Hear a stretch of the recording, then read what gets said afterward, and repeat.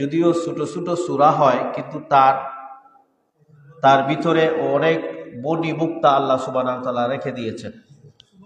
এটাকে বলা হয় তাদাব্বুরে কোরআন, আর আরেকটাকে বলা হয় তাজাক্কুরে কোরআন। তাদাব্বুরে কোরআন, কোরআনের গভীরে যাওয়া। তাজাক্কুরে কোরআন, কোরআন পড়ে তার থেকে নসিহত গ্রহণ করা।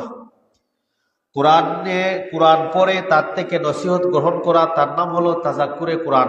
এটা স্বাভাবিক, যারা কোরআনুল কারীম পড়তে পারে, মোটামুটি অর্থ বুঝতে পারে, মোটামুটি এই তাফসির বুঝতে পারে, মোটামুটি তারা কোরআন থেকে পড়ে কোরআন থেকে ফায়দা নিতে পারে, লাভবান হতে পারে। তার নামই হলো তাজাক্কুরে কোরআন। তাদাব্বুরে কোরআন হইল এমন কোরআনের গভীর জ্ঞান যেটা আপনার সারা জীবন শেষ হইয়া যাইব, কিন্তু কোরআনের গভীরতা আপনি কি করতে পারবেন না, কোরআনের গভীরে আপনি যেতে পারবেন না।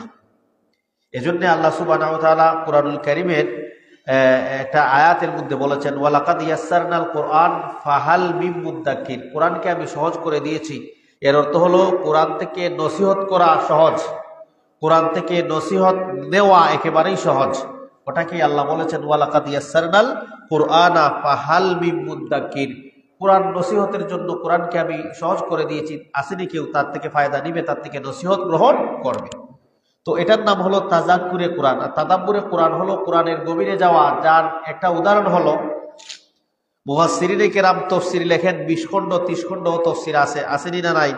এই 20 খণ্ড 30 খণ্ড তাফসীর লিখেও মুহাদ্দিসিনরা, এই মুফাসসিরিনে কেরাম লাস্টে একটা কথা বলেন, ওয়াল্লাহু আ'লাম, আমার পক্ষে যা ছিল সম্ভব আমি তা লিখেছি, বাকি গালা আল্লাহ জানেন। তার মানে এখনো 30 খণ্ড তাফসীর লিখেও তার গভীরে এ পর্যন্ত এখনো মুফাসসিররা যেতে পারেন নাই। তো এটার নাম হলো তাদাব্বুরে কোরআন। তার একটা উদাহরণ হলো,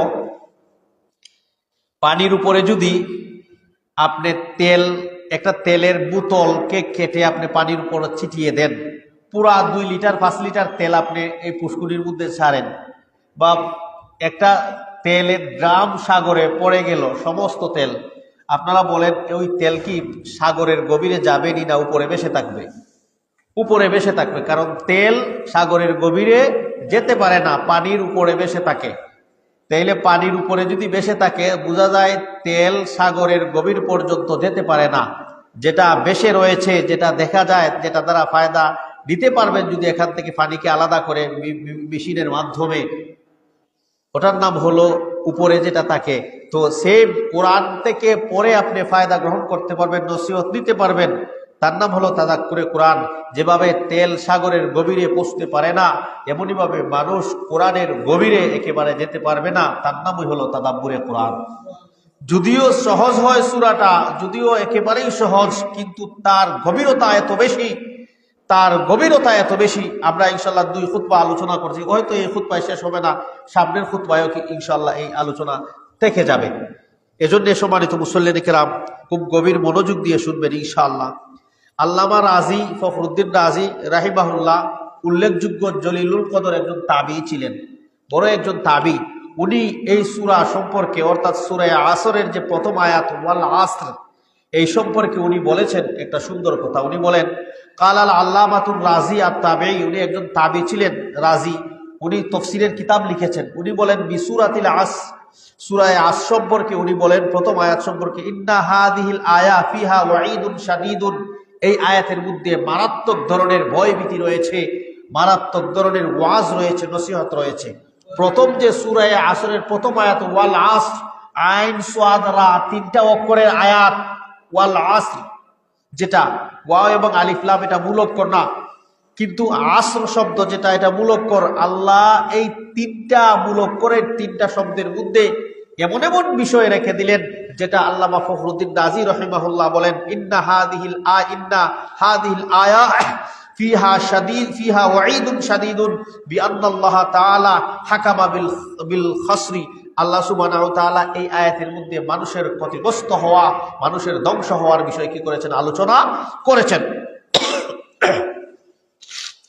আলা জামিইন নাস, সমস্ত মানুষের জন্য এটা আলোচনা করেছেন যে মানুষ ক্ষতিগ্রস্ত হয়ে যাবে, মানুষ ধ্বংস হয়ে যাবে, মানুষের ধ্বংস অনিবার্য।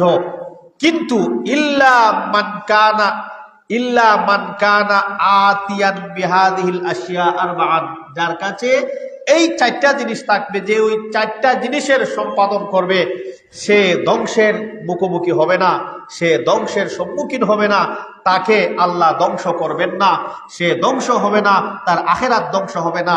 ইমাম ফখরুদ্দিন রাজি বলেন, ইল্লা মান কানা আতিয়ান বিহাদিল আশিয়া আরবান ওয়া হিয়াল ঈমান, একটা হলো ঈমান, দ্বিতীয়টা হলো ওয়াল আমালে সালেহ, আমলে সালেহ, তৃতীয়টা হলো ওয়া তাওয়াসাউ বিল হাক্কি, চতুর্থটা হলো ওয়া তাওয়াসাউ বিস সাবর, মানুষকে সত্যের দাওয়াত দেওয়া, মানুষকে নিজে ধৈর্য ধরে ধৈর্যের দাওয়াত দেওয়া। এই চারটা বিষয় আল্লামা ফখরুদ্দিন রাজি বলেছেন। এই যে আয়াত, যেটা প্রথম নম্বর আয়াত ওয়াল আসর, সূরা আসরের,